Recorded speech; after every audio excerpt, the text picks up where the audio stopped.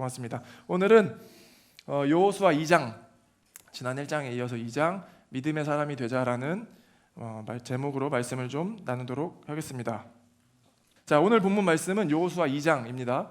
여호수아 2장에 한 여성이 등장을 하는데 라합이라고 하는 여성에 대한 이야기입니다. 먼저 오늘 본문 말씀 2장의 말씀을 좀 읽어가다 보면 1장과 2장과 3장을 연속적으로 읽어보다 보면 어딘가 모르게 어색함이 하나 발생되는데, 그게 뭐냐면 시간이거든요. 시간. 1장과 2장과 3장이 읽어지는 과정 가운데 시간의 흐름대로 가는 게 아니라 갑자기 뭔가 좀 어색함이 발생돼요. 뭐냐면 1장에 11절 보니까 이런 기록이 있습니다. 진을 두루 다니며 백성들에게 알리시오. 양식을 예비하고 지금부터 사흘 안에 우리가 이 요단강을 건너. 그러니까 지금 이 진에서 사흘 안에 요단강을 건너겠다라고 지금 여호수아가 선포하고 있는데, 2장이 나오고 그 사흘 안에 건너는 행위는 3장에 등장을 해요. 실제 그 요단강을 건너는 행위가 3장에. 그리고 2장 보면 2장의 중간에 보면 이런 내용도 나오거든요. 뭐냐면 16절 보니까 그리고 여인은 그들에게 말하였다. 아마 라합 같아요. 뒤쫓는 사람들이 당신들과 마주치지 않도록 산으로 가십시오. 거기에서 사흘 동안 숨어 있다가, 이 말이 뭐냐면 이스라엘의 정탐꾼들이 그 땅을 먼저 한번 보려고 왔다가 라합의 집에 있었고, 라합이 풀어주면서 산에 숨어 있다가 사흘 뒤에 돌아가라고 얘기를 해준 거예요. 그리고 또 한 가지, 지금 1절에 보면 이들이 정탐꾼을 보낼 때 시딤이라는 지역에 있었다라고 하는데, 이 시딤이라고 하는 지역은 여리고로부터 약 25에서 한 30km 정도 떨어진 위치에 있다라고 합니다. 어제 효태에 얼마나 걸렸니? 시간. 대부도까지 30km. 8시간. 그러니까 여리고까지가 한 30km 정도 된다 치면 왕복 적어도 진짜 아무리 해도 뭐 하루길 혹은 이틀길은 필요한 거리라는 거죠. 그러니까 사흘 안에 요단강을 건너겠다라고 1장에 있었고 3장에서 요단강을 건너는 그 사이 시간이 산에서 3일, 사흘간을 머물렀고 왔다 갔다 왕복의 거리가 그 정도가 필요하니까 그 사이 시간에는 그만큼의 물리적 시간이 존재하지 않는다라는 거예요. 이해가 되세요? 그러니까 시간적 순서가 이게 흐름대로 가는 게 아니라 2장은 1장의 며칠 전 혹은 몇 주 전의 이야기라고 보통 해석을 합니다. 이해하게 되세요? 그러니까 1장에 요단강을 건너겠다라는 선포가 있었고 3장에서 마침내 그걸 건너게 되는데, 이 2장의 이야기는 그 사이의 시간이 아니라 1장의 그 선포한 시점부터 며칠 전, 몇 주 전의 이야기라는 거죠. 그리고 심지어 어떤 학자들은 이 연속성을 봤을 때 2장의 내용이 여호수아를 기록한 저자가 아니라 어떤 다른 제3의 인물이 추가적으로 삽입했을 수도 있겠다라고도 얘기를 해요. 그러니까 그만큼 2장의 내용이 뭔가 좀 튀는 거죠. 시간적 순서대로 쭉 가는 게 아니라. 그거를 우리가 상상하면서 좀 보면 좋겠고, 그럼 동시에 우리가 바로 들어오는 질문 한 가지는 뭐예요? 그럼 굳이 왜 2장을 그렇게 삽입을 해야 됐는가? 그렇잖아요. 그냥 1장에서 3장 가서 자연스럽게 시간 순서대로 쭉 가면 어색함 없이, 튀는 거 없이 우리가 이해할 수 있는데, 2장이라는 내용을 굳이 그 사이에 추가함으로써 왜 하나님께서는 그 내용을 허락하셨는가? 이걸 우리가 상상하면서 좀 보면 좋겠다라는 거죠. 사건의 줄거리를 좀 종합 같이 한번, 성경이 아직 생소할 수 있으니까 한번 보면 1장의 내용이 사실 이스라엘 민족에게 있어서는 굉장히 중요한 사건이죠. 왜냐하면 이제 모세가 죽고 여호수아로 리더십이 교체된 다음에 실제 그 가나안 땅을 정복하기 목전에 앞둔, 완전 직전에 앞둔 그 딱 사건의 시점인 거예요. 그럼 이게 왜 중요하냐면 이것을 준비하기 위해 수백 년간의 시간이 흘렀어요. 처음에 아브라함이라는 한 사람을 부르셔가지고 내가 너에게 복을 주고 너의 민족을 번성케 하여서 가나안 땅을 줄게라고 했던 그 시점부터 마침내 성취되어지는 그 목전에 앞두고 있다라는 거예요. 그럼 그 과거에 얼마나 많은 사건이 있었습니까? 그렇죠? 맞죠? 다 듣고 계시죠? 아브라함으로부터, 그렇죠? 이삭으로부터, 야곱으로부터, 요셉으로부터 대대손손 계속 흘러왔고, 모세라는 리더십을 세우셨고, 광야의 길을 40년간 돌다가 모세도 죽고 여호수아가 리더십을 받은 다음에 이제 진짜 그 하나님이 주시겠다라고 한 땅을 목전에 앞둔 기록이 지금 1장이라고요. 그러니까 이스라엘 민족에게 있어서는 이게 드디어 성취가 되는구나. 하나님의 말씀이 정말 이루어지는구나를 실제 우리가 목격할 수 있게 되는 상황이기도 하면서 동시에 이스라엘 민족에게는 굉장히 뭔가 좀 큰 일을 앞두고 있는 그런 상황인 거죠. 그 1장이 있고 2장에 오늘의 본문이 내용이 있는 거예요. 2장은 어떤 한 여성 라합이라는 인물의 내용으로 시작되는데, 혹시 라합을 처음 들어보신 분 계실까요? 나는 라합을 오늘 처음 들어봤어. 없으신가요 혹시? 거의 네, 처음. 네, 있어요. 좋아요. 라합이라는 한 여성의 인물의 내용이 오늘 2장에 등장을 합니다. 줄거리는 이래요. 성경에서 기록되어지길 이 라합은 직업이 창녀였다라고 합니다. 창녀. 오늘 본문에서는 창녀였고 개역 개정 버전으로는 기생이다라고 하는데, 기생은 창녀를 뜻하는 말이에요. 여호수아가 이제 리더가 된 다음에 그 가나안 땅을 정복하기 직전에 두 사람을 골라가지고 한번 그 땅을 보고 와라고 해서 정탐꾼을 보냅니다. 우리 과거에 정탐꾼을 보냈던 그 연상, 모세가 보냈던 것과 같이 정탐꾼을 파송했던 그 사건과 동일한 이미지를 보여주고 있는데, 아무튼 여호수아가 2명을 보내요. 근데 그 가나안 땅에 가서 그 두 정탐꾼이 어느 한 집에 들어가게 되는데, 그 집이 기생 라합의 집인 거예요. 창녀 라합의 집이었다라고요. 그런데 그 사건이 있는 동시에 어떤 사건이 또 기록이 되어 있냐면, 여리고의 왕이 부하들로부터 이런 보고를 받아요. 야, 이스라엘 민족들 중에 간첩 2명이 와가지고 우리 땅을 정탐한다라고 한다. 그 기록도 있고요, 실제. 그리고 라합한테 여리고 왕이 물어요. 너네 집에 지금 묵고 있는 그 정탐꾼, 그 간첩 빨리 나한테 내놔 라고 기록이 되어 있는 거예요. 그러니까 성경은 더 디테일하게 기록되어 있진 않아요. 어떻게 여리고 왕은 이때 마침 올 줄 알았으며, 그리고 그 라합의 집에 어떻게 머물고 있는지를 알고 있는지에 대한 정확한 기록은 없지만, 뭐 그때 당시에 그런 소문들이 계속 돌았겠죠. 이스라엘 민족이 이제 정말 우리를 정복하러 온대더라. 뭐 이렇게 유추해 볼 수 있을 것 같아요. 아무튼 그런 상황들이, 그런 사건들이 있었다라고 하고, 그 두 정탐꾼 간첩은 라합의 집에 머무는 그런 에피소드가 오늘 2장의 내용인 거예요. 이해가 되시나요? 네, 2장은 그런 내용입니다. 여리고 그 왕이 라합한테 묻죠. 너네 집에 지금 머물고 있는 그 두 간첩을 나한테 보내라. 그런데 그 라합은 대답하길 이렇게 대답해요. 우리 집에 그 간첩이 온 것은 사실입니다.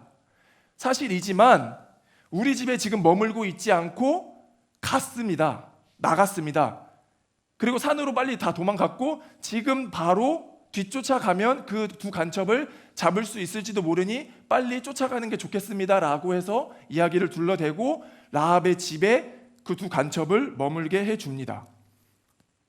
이 본문이에요. 오늘 이 배경.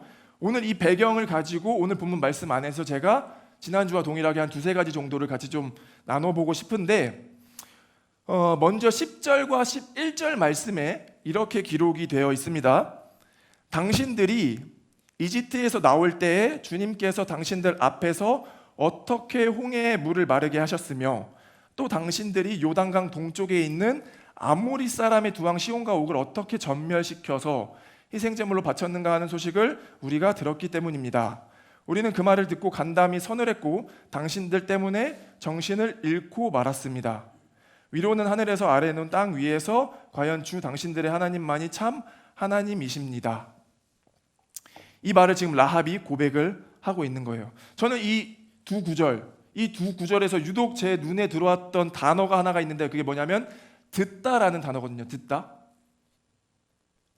우리가 들었기 때문입니다. 우리는 그 말을 듣고.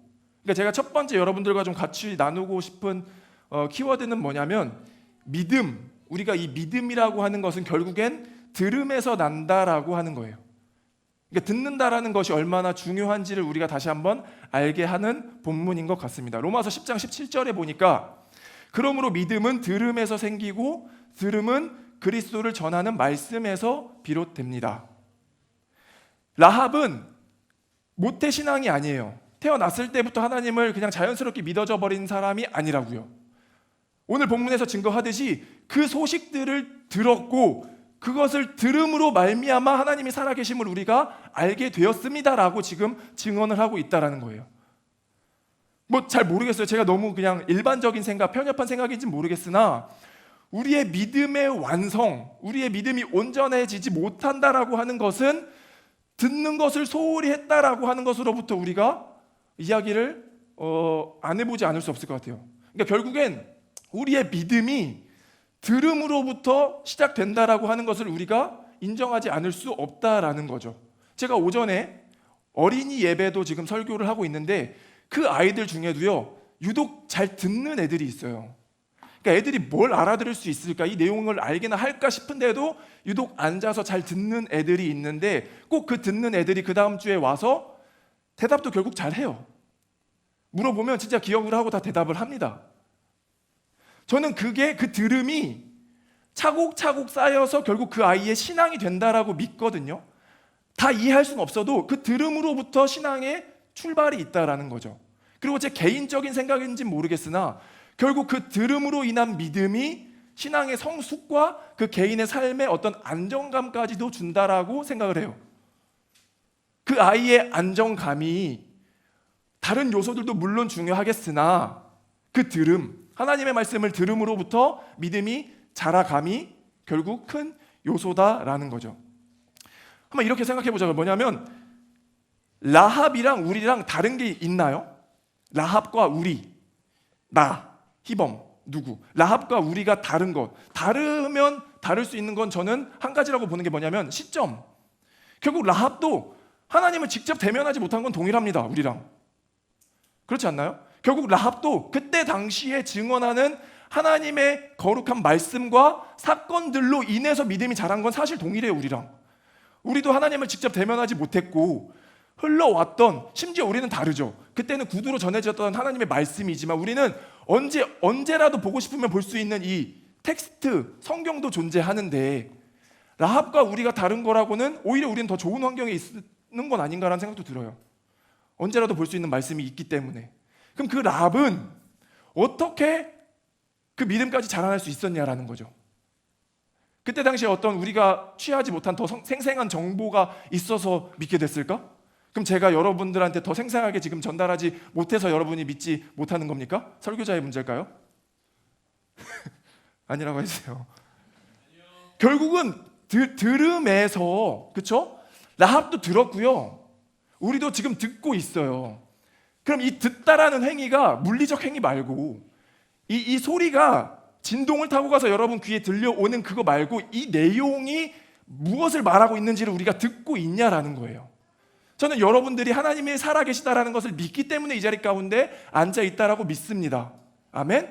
그러면 이 시간 가운데 퍼져지는, 선포되어지는 이 말씀이 하나님의 말씀이다라는 그 믿음으로써 우리가 듣는 행위를 하고 있냐라는 것을 한번 묻고 있다라는 거예요. 저는 라합이 실제 보지는 못했지만 그때 그 당시에 퍼져나오는 그 이야기들, 전달되어지는 그 증언들을 통해서 하나님을 봤다라고 믿습니다. 아멘? 여러분들이 하나님을 볼 수 있는 은혜가 있길 소망해요. 이 말씀을 통해서 우리가 증거되어지는, 서로서로에 전달되어지는 이 말씀을 통해서 살아계신 하나님이 보여질 수 있는 은혜가 있길 소망합니다. 아멘? 아멘? 하나님을 직접 대면하지 못하더라도 우리는 이 말씀을 통해서 하나님을 만날 수 있다라고 믿습니다. 두 번째는요, 이런 좀 키워드를 한번 같이 나누고 싶어요. 뻔뻔해질 만큼 간절해지자라는 이야기를 좀 같이 나눠보고 싶습니다. 12절, 13절 말씀을 우리 좀 같이 읽어보면 좋겠는데 도와주세요. 같이 한번 읽어보겠습니다. 12절 말씀 한번 읽겠습니다. 시작.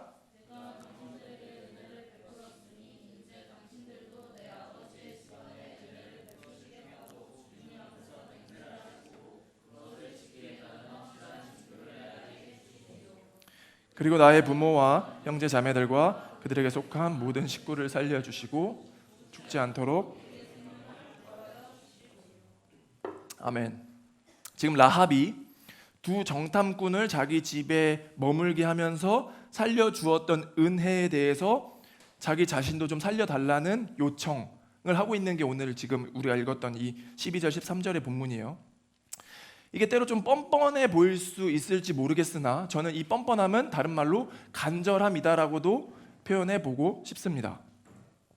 우리가 무엇보다 간절해지면 우리가 하는 어떤 행동에 이성적으로 이해되지 않는 행동까지도 할 때가 있는 것 같아요. 종종. 무슨 말씀이신지 알 것 같아요. 우리가 정말 간절해지면 우리가 생각하는 그 수준 이상의 어떤 행동들을 할 수 있게 된다라는 거죠. 그만큼 우리는 진짜 간절해지기 때문에.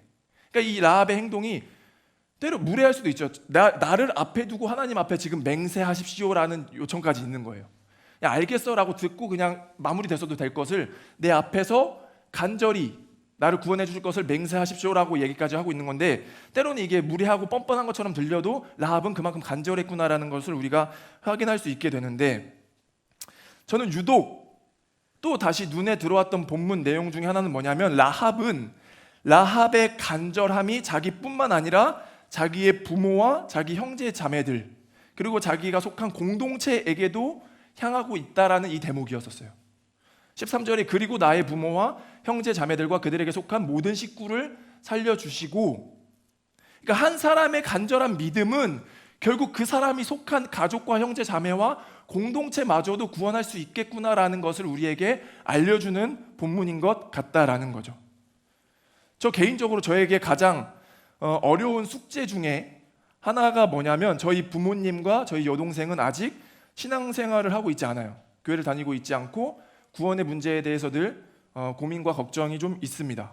저희 부모님이 언제쯤 교회를 다닐 수 있을까?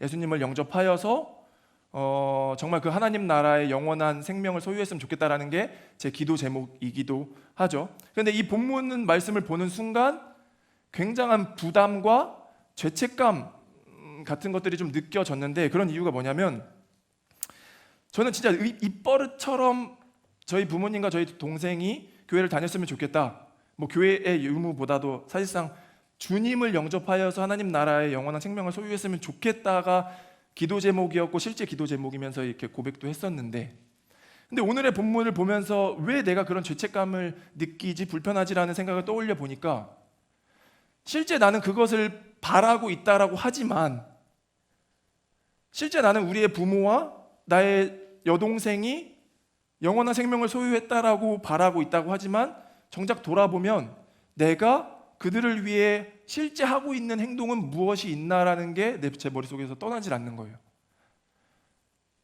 물론 기도를 아예 안 하진 않아요. 근데 실제 간절하게 제가 기도를 하고 있나라는 저 스스로에 대한 질문이 지어지질 않았고, 교회를 나왔으면 좋겠다라고 함과 동시에 어떤 권유와 어떤 액션을 하고 있지 않는 제 모습을 보면서 나는 그냥 그렇게 바라고 있구나라는 게 어떤 제 안의 죄책감처럼 좀 찾아오기도 했던 거죠.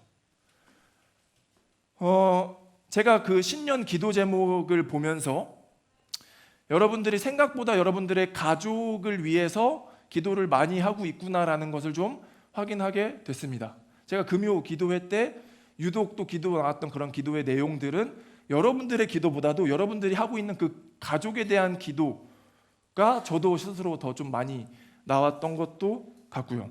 여러분들도 더 좀 간절히 기도할 수 있으면 좋겠습니다. 아멘? 오늘 라합의 모습을 보면요, 라합의 그 간절함이 결국 라합의 부모와 형제 자매와 속해 있던 공동체까지도 구원에 이르게 하는 모습들을 확인할 수 있잖아요. 이것이 성경이 증언한 사건이라는 거예요.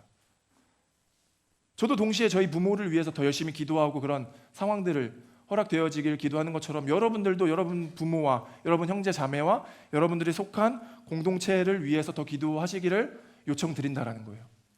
그러니까 이 가나안 땅은요, 진멸이 선포되었던 땅이에요. 헤렘이라고 하는 이 진멸이 선포되었던 땅인데, 그러면 하나님의 질서대로라면, 규칙대로라면 다 진멸을 받아야 되는데, 라합의 기도가 얼마나 간절했으면, 그 믿음이 얼마나 간절했으면 라합의 가족과 형제 자매와 속한 공동체를 하나님께서 구원에 이르게 하셨다라고요. 저는 우리의 기도가 그 구원에 이르게 하는 줄 믿습니다. 아멘? 우리가 하는 그 기도가요, 여러분들이 하는 여러분의 부모와 형제 자매를 위한 그 기도가 구원에 이른다라고 하고 믿습니다. 아멘? 우리 공동체를 위해서, 여러분들의 형제 자매를 위해서 더 간절히 기도하면 좋겠어요. 동시에 마가복음 7장 한번 같이 보면 좋겠는데, 7장에 보면 수로보니게 여인에 대한 내용이 등장하거든요. 수로보니게 여인, 이 여자는 역시 그때 당시에 이방인이고 좋은 취급, 좋은 대우를 받지 못했다라고 성경이 기록하고 있어요. 이 여자에게는 귀신 들린 딸이 하나 있었다라고 합니다. 그 귀신 들린 딸을 고치려고 예수님이 오셨다라는 이야기를 듣고 예수님을 쫓아간 거예요. 그리고 그 예수님 앞에 무릎을 꿇습니다. 예수님, 제발 좀 고쳐주세요. 우리의 딸 좀 고쳐주십시오. 그러자 예수님이 이런 말씀을 하세요. 27절, 예수께서 이르시되 자녀로 먼저 배불리 먹게 할지니 자녀의 떡을 취하여 개들에게 던짐이 마땅치 아니하니라. 그러니까 예수님께서 하신 이 말씀은 굉장히 좀 살벌함을 느끼게 하죠. 아니, 무릎을 꿇으면서까지 내 딸을 좀 고쳐달라고 하는 그 여인의 간절함에 먼저 배불리게 먹게 할 자들은 유대인이지 지금 이방인 너희들에게 던짐이 마땅치 아니하다라는 지금 내용인데, 그 뒤에 이걸 맞받아치는 그 여인의 대답이 더 가관인 거예요. 뭐냐면 28절, 여자가 대답하여 이르되 주요 올소이다마는 상 아래 개들도 아이들이 먹던 부스러기를 먹나이다. 주님, 맞습니다. 저는 개가 맞는데, 저는 돼지도 맞고 소도 맞고 짐승 취급을 받아도 되는데 개들도 그 상 아래 떨어진 부스러기라도 먹지 않습니까? 그 부스러기 은혜라도 좋으니 저에게 좀 허락해 주십시오라고 지금 요청하고 있다라는 거예요. 이게 굉장히 뻔뻔하죠. 그러나 이 여인이 얼마나 간절한지를 우리에게 느끼게 해준다라고요.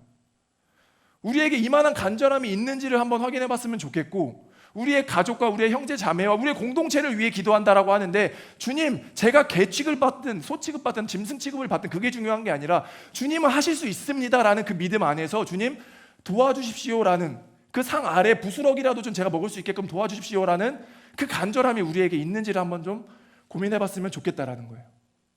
이건 가족을 위한 뿐만 아니라 여러분들이 기도하고 있는 그 기도 제목 가운데 주님이 고치실 수 있다라는 그 믿음, 그 믿음이 중요하죠. 전 그 믿음이 온전해지면 이건 자연스러운 또 현상이 될 수 있겠다라고도 봅니다. 믿는데 우리가 고백을 못하겠어요? 믿는데 도움을 요청하지 못하겠습니까?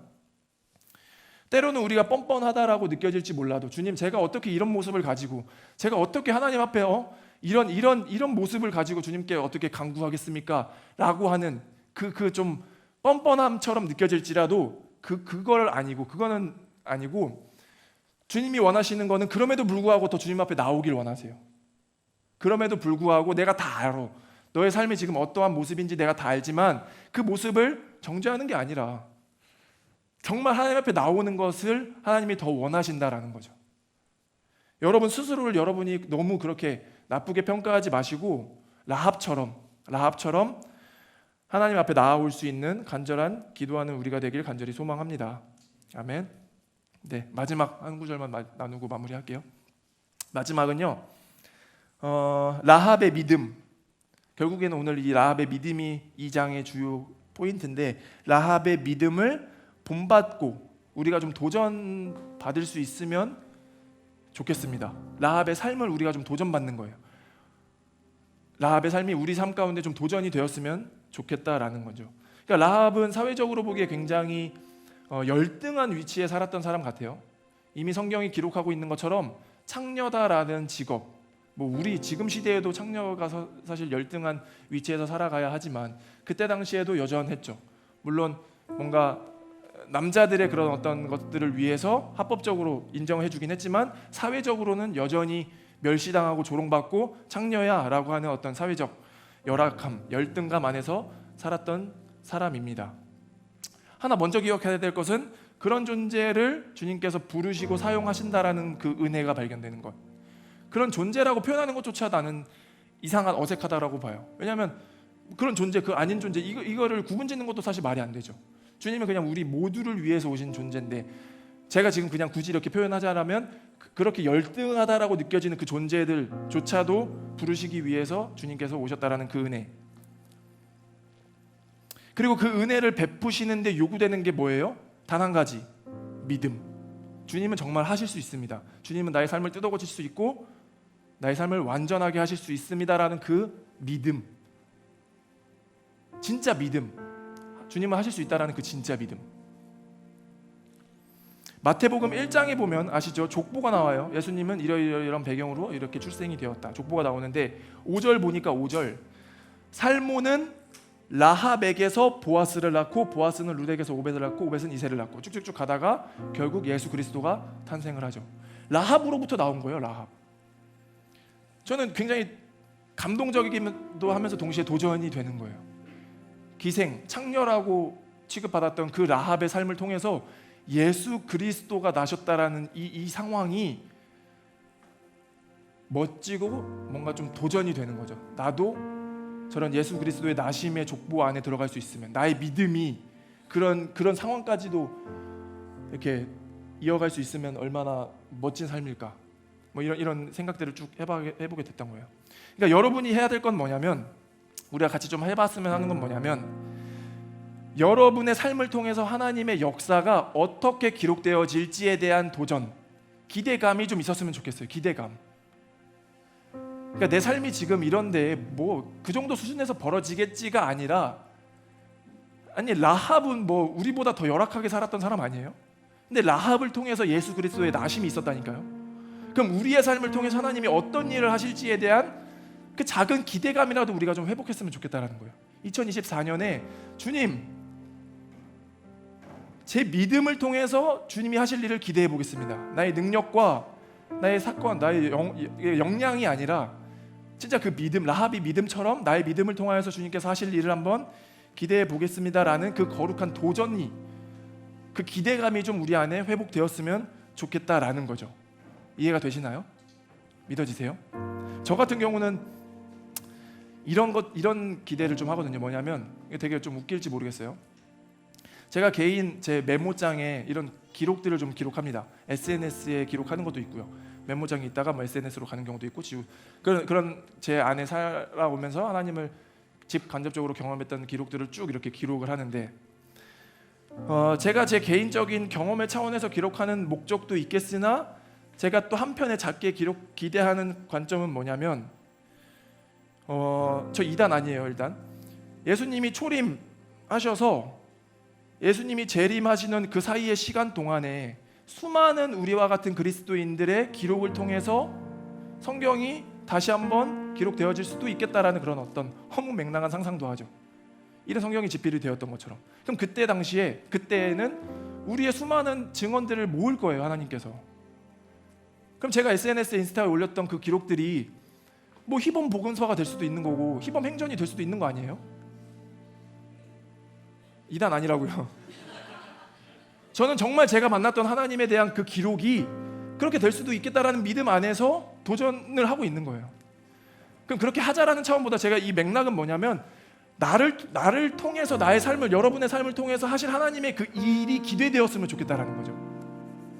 우리의 역량으로 하시는 게 아니라 하나님은 그 역량보다 훨씬 뛰어나신 분인데 우리의 믿음을 요구하신다라고요. 하나님이 진짜 하실 수 있다라는 믿음이, 그 믿음이 하나님을 일하게 하신다라고요. 거룩한 도전이 있길 소망합니다. 아멘. 올해 그리고 남은 평생 우리의 삶 가운데 하나님이 나의 삶을 통하여서 하실 그 일을 기대하면서 라합의 믿음을 우리가 좀 소유하길 간절히 소망합니다. 아멘. 같이 찬양할게요. 찬양팀 준비해 주시고 한 1분 정도 좀 이렇게 묵상하면서 말씀을 정리할 수 있는 시간을 좀 드리도록 하겠습니다.